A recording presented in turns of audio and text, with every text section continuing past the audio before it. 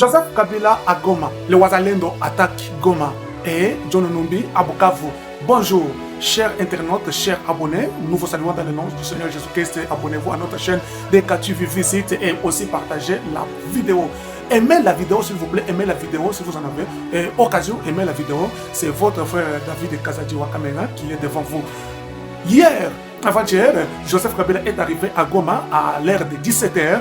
Il est arrivé à Goma et à peine d'arriver, il a fait une déclaration pour dire qu'il n'est pas venu pour s'adhérer au M23, mais il est venu en ambassadeur de la paix. Donc aujourd'hui, Joseph Kabila devient un ambassadeur de la paix entre Paul Kagame et M23. Mais du coup, il a déclaré aussi que non, le peuple congolais avait besoin de lui et pour aussi assurer leur sécurité. Donc Joseph Kabila, il est allé pour assurer la sécurité des populations. Cela veut dire que la même parole que Nanga parle. Maintenant, au moment où nous parlons, John Numbi aussi est arrivé à Bukavu. Aussi, vous savez que John Numbi était le général du temps de Joseph Kabila au niveau de Lubumbashi. Et en entrée du président Félix Tshisekedi au pouvoir, quand il est arrivé, John Numbi a dit qu'il n'est pas un mouton qu'on peut amener à l'abattoir facilement. Il s'est enfui. Mais néanmoins, le président de la République Tshisekedi avait aussi donné un mandat d'arrêt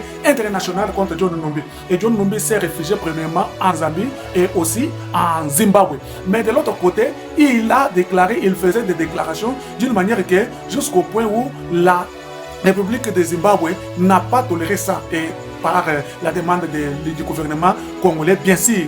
Mais néanmoins, nous savons bien que John Numbi était toujours en cavale. Mais aujourd'hui, avant qu'il se rende à Bukavu, ils se sont vus avec Joseph Kabila, premièrement à Kampala, en Ouganda et aussi en Namibie. Après avoir se voir, maintenant, ils se sont rendus à l'est de la République.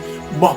Qu'est-ce qui va arriver maintenant? Et les Wazalendo aussi, ils ont déclaré qu'on ne peut pas accepter ce qui se passe pour l'instant et ils ont attaqué Goma. Ils ont attaqué Goma à travers le territoire d'Irakongo. Donc, Irakongo est à la frontière de la ville de Goma. Cela veut dire que si on bombarde de l'autre côté ou bien de Karachikov qui retentissent, vous qui êtes dans la ville de Goma, vous allez toujours entendre ce cryptement de balles. Oh, maintenant, la ville de Goma a été attaquée la nuit. Et a été attaquée la nuit à travers le territoire d'Irakongo.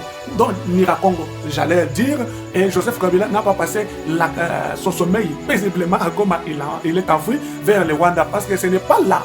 Première fois où il vient à Goma, il y était encore venu à Goma. Et c'est le même jour où les Wazalendo avaient frappé encore Goma. Et Joseph Kabila était parti au Rwanda. Et il y est revenu encore. Et c'est le même jour qu'on a encore frappé. Est-ce que c'est coïncidence? Abonne-toi et aussi partagez la vidéo. Cliquez sur la cloche de notification.